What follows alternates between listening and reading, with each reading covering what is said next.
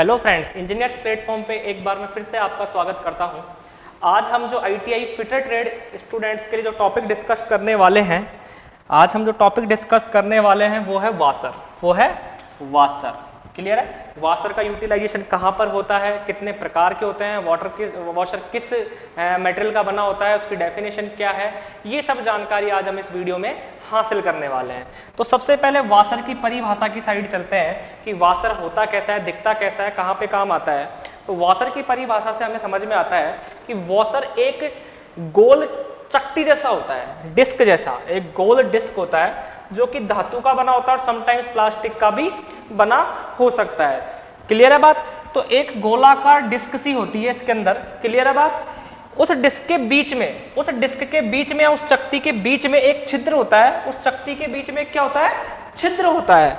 Clear है बात? अब देखिए यहाँ पे इस डायग्राम में अपन देख पा रहे हैं कि यहाँ पे चक्ति दिखाई दे रही है, उसके बीच में क्या है? छिद्र है। जैसे एक तो ये रहा अपना और दूसरा ये रहा। यहाँ पे दो अपन ने शो कर रखे हैं वाशर, तो इनके बीच में क्या हो रहा है? एक छिद्र दिखाई दे रहा है। क्लियर है बात? अच्छा, इसका यूटिलाइजेशन कहाँ पे होता है? नट एवं बोल्ट के बीच में इसको रखा जाता है, समायोजित किया जाता है नट एवं बोल्ट के बीच में। तो इसका प्रयोग नट एवं बोल्ट की सतह के बीच में होता है। अब इसका यूटिलाइजेशन क्या हुआ? आपने बोल्ट देखा होगा, बोल्ट का जो हेड है उससे ज्यादा व्यास का क्या होता है आपका? वाशर होता है। तो बोल्ट को बड़े साइज के सुराख में फिट करने के लिए वाशर के साथ प्रयोग करते हैं। कार्य के अनुसार बाजार में लोहे और अलोहे दोनों ही फॉर्म में आपको ये मिल जाएंगे। लोहे धातुओं का भी मिल जाएगा और अलोहे धातुओं का भी आपको वाशर मिल जाएगा। तो यहां से जो परिभाषा समझ में आती है वाशर की, वो क्या है? एक चक्ति है, सर्कुलर एक गोल चक्ति है, उसके बीच में क्या किया हुआ है? छिद्र किया हुआ है। क्लियर है? नट एवं बोल्ट के बीच में इसका यूज किया जाता है, उनके बीच में इसको रखा जाता है। क्यों किया जाता है वो अपन पढ़ेंगे कि वाशर का यूज कर क्यों रहे हैं। क्लियर है बात? तो चलिए इसके बाद बात करते हैं इसके प्रकारों की। इसके प्रकार, इसके टाइप्स कौन कौन से होते हैं, जहां से क्वेश्चन बनने की संभावना आपकी है कंपटीशन एग्जामिनेशंस में आईटीआई स्टूडेंट्स के लिए। क्लियर है बात? तो उपयोगिता के अनुसार अपन ने वाशर को किन कैटेगरीज में बांट रखा है, उसमें सबसे पहले बात करते हैं प्लेन वाशर की। तो plain washer generally mild steel के बने होते हैं। प्लेन वाशर जनरली किसके बने होते हैं? माइल्ड स्टील के, एमएस के बने होते हैं। क्लियर है? इसके बाद इनकी बनावट गोल चक्ति की तरह होती है, जिसके केंद्र में एक सुराख होता है। सुराख मतलब एक होल होता है, छिद्र होता है।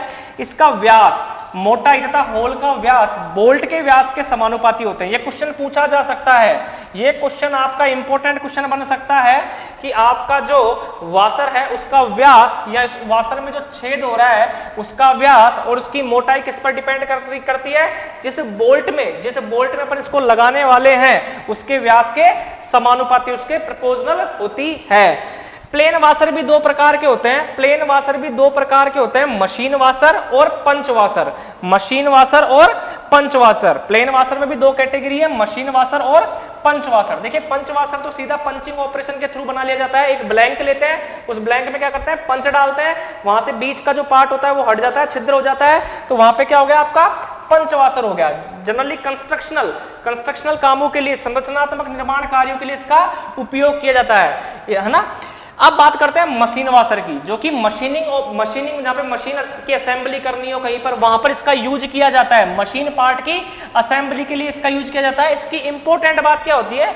इसमें चैम्फर भी बने होते हैं, या तो एक साइड बना होगा या दोनों साइड। चैम्फर का मतलब क्या हुआ? जैसे कि डायग्राम में दिख रहा है, देखो ये वाला जो एरिया है, कर्व टाइप का एरिया दिख रहा है ना, इसको चैम्फरिंग बोलते हैं। चैम्फरिंग जैसे मान लो एक एग्जांपल देता हूं चैम्फरिंग का।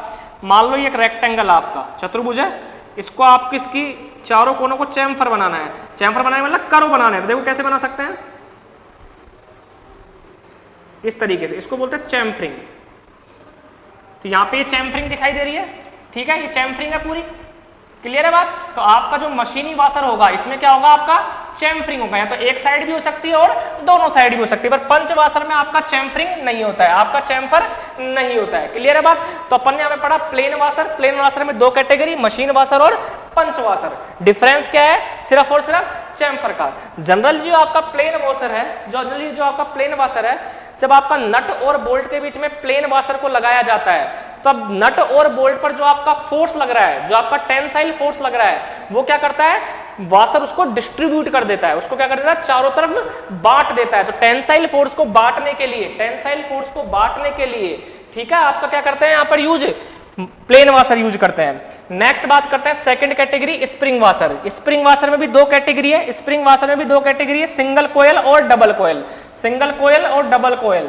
देखिए ये सिंगल कोयल है, ये आपका डबल कोयल है, घेरे। कोयल का मतलब क्या हुआ, घेरे। इस वाशर की खास बात क्या होता है, इसका जो मुंह है वो उसके दो मुंह होते हैं। ये इसका जो मुंह खुला हुआ है, एक मुंह ऊपर की साइड होता है और दूसरा मुंह किसकी साइड होता है, नीचे की साइड होता है। एक मुंह ऊपर की साइड होता है और दूसरा किसकी साइड होता है, नीचे। और ये कार्बन स्टील के बने होते हैं, ये कार्बन स्टील के बने होते हैं। इस प्रकार के वाशर का मुख्यतः प्रयोग कहाँ किया जाता है, जहाँ पे बहुत ज्यादा वाइब्रेशन रहता है, जहाँ पे बहुत ज्यादा कंपन होता है और कंपन के कारण की नट खुल के ना आ जाए, नट के खुलने के चांसेस रहते हैं, तो वहां पर अपन क्या यूज करते हैं, अपन स्प्रिंग वाशर का उपयोग किया जाता है, जहां पर कंपन वाइब्रेशन बहुत ज्यादा हो, जिसके कारण नट के खुलने की संभावना रहती है। इस वाशर में दो सिरे होते हैं, एक तो ऊपरी सिरा होता है और एक निचला सिरा होता है। स्प्रिंग वाशर दो तरीके के होते हैं, क्लियर है बात। नेक्स्ट टाइप का जो अपना है, नेक्स्ट टाइप का जो अपना वाशर है वो है दांतेदार या टूथ लॉक्ड, टूथ लॉक्ड या दांतेदार, क्लियर है बात, टूथ लॉक्ड या दांतेदार। इसके अंदर क्या होता है, इस प्रकार का प्रयोग करते समय नट को इस वाशर के साथ कस दिया जाता है, नट के साथ ही इस वाशर को कस दिया जाता है और फिर इसके टूथ को क्या कर दिया जाता है, मोड़ दिया जाता है, क्लियर है बात। इसके बाद ऐसा करने के लिए क्या करते हैं, नट ढीला ना हो, जब कंपन लगेगा आपका, जब आपके ऊपर कंपन आएगा, ये कब, ये यूज कब करेंगे, जब आपका टोरोजनल कर्तन वाला जब इफेक्ट आएगा ना, जब यहाँ पर जहाँ ट्विस्ट होगा वहां पर यूज किया जाएगा इसका।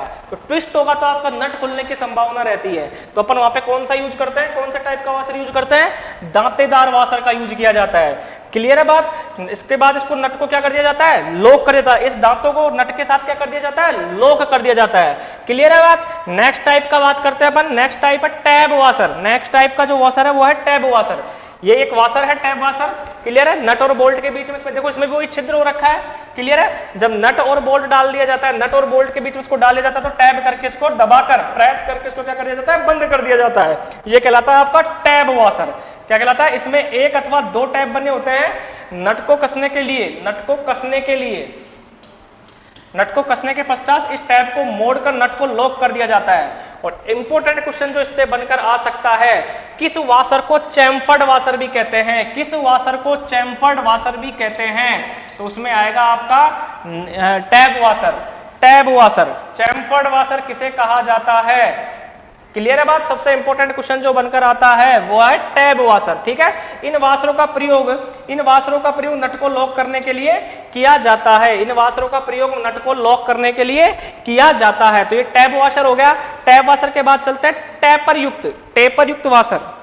टैपर युक्त वाशर, ये है टैपर, टैपर युक्त वाशर, ठीक है, टैपर युक्त वाशर। इसमें देखो टैपर सेक्शन बना होगा इस तरीके से, ठीक है, यूनिफॉर्म नहीं है, टैपर है इस तरीके से, ढलान वाइज, स्लोप वाइज बना हुआ है, तो ये क्या कहलाता है आपका टैपर वाइज। ये कहां पे यूज किए जाएंगे, संरचनात्मक असेंबली, जहां पे अपन को स्टील की कहीं पे असेंबली करनी हो।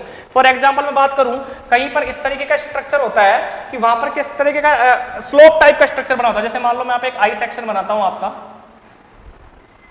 ये आपका एक आई सेक्शन है, ठीक है, यहाँ पे यूनिफॉर्म दिख रहा है फ्लैंज, जो ये इसको फ्लैंज बोलते हैं, ये है फ्लैंज, ठीक है। अगर मान लो कहीं पे ये, कहीं पर ये स्लोप टाइप का हो, मतलब ये इस तरीके से ना होकर